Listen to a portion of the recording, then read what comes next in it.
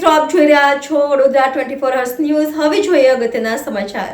વડોદરાના યુવા સાંસદ ડોક્ટર હેમાંગ જોશી દ્વારા આયોજિત સાંસદ ખેલ સ્પર્ધા 2024નો પ્રારંભ કેન્દ્રીય શ્રમ અને રોજગાર તથા રમતગમત યુવા કલ્યાણના કેબિનેટ મંત્રી ડોક્ટર મનસુખભાઈ માંડવિયાના હસ્તે કરવામાં આવ્યો, જેમાં વિધાનસભાના મુખ્ય દંડક, વડોદરાના મેયર, મ્યુનિસિપલ કમિશનર, ધારાસભ્યો અને બીજેપી શહેર પ્રમુખ ઉપસ્થિત રહ્યા હતા।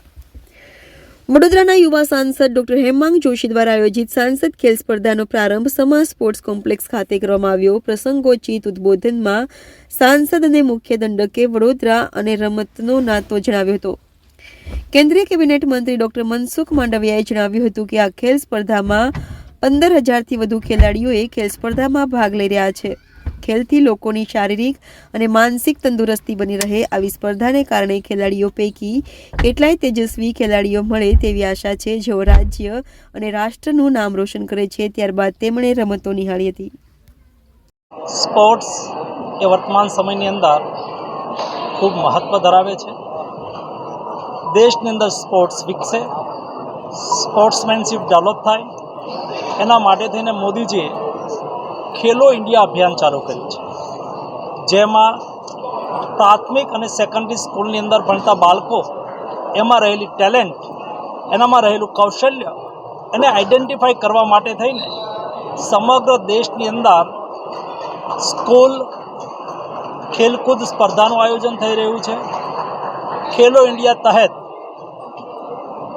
ખેલો ઇન્ડિયા યુવા સ્પર્ધાનું આયોજન થઈ રહ્યું છે।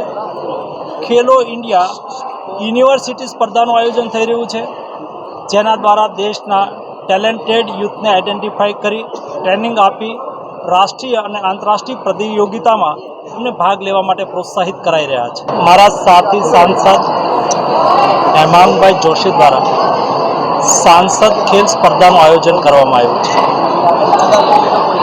એ 15,000થી વધારે વડોદરા લોકસભા ક્ષેત્રના વડીલો, યુવાનો, બાળકો સંસદ ખેલ સ્પર્ધાની અંદર ભાગ લેશે। ઉદ્દેશ્ય છે કે લોકોની રમતગમત પ્રત્યે રુચિ કેળવાય, લોકોનું માનસિક અને શારીરિક તંદુરસ્તી બની રહે। રમતગમત એક સ્પિરિટ છે, માણસ માત્રનો સ્વભાવ છે।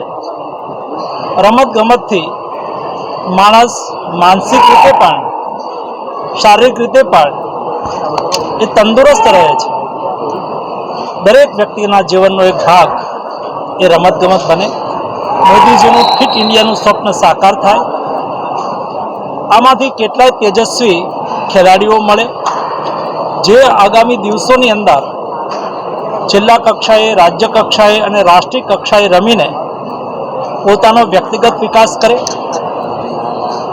રાજ્ય અને રાષ્ટ્રનું ગૌરવ વધારે અને આંતરરાષ્ટ્રીય સ્પર્ધાઓની અંદર પણ ભાગ લઈને એક સારા એથ્લીટ તરીકે પણ કોઈ વ્યક્તિને ઓપોર્ચ્યુનિટી મળી જાય, એના માટે હું માનું છું કે આ પ્રકારની સાંસદ ખેલકૂદ સ્પર્ધા એ ખૂબ જ ઉપયોગી સાબિત થશે।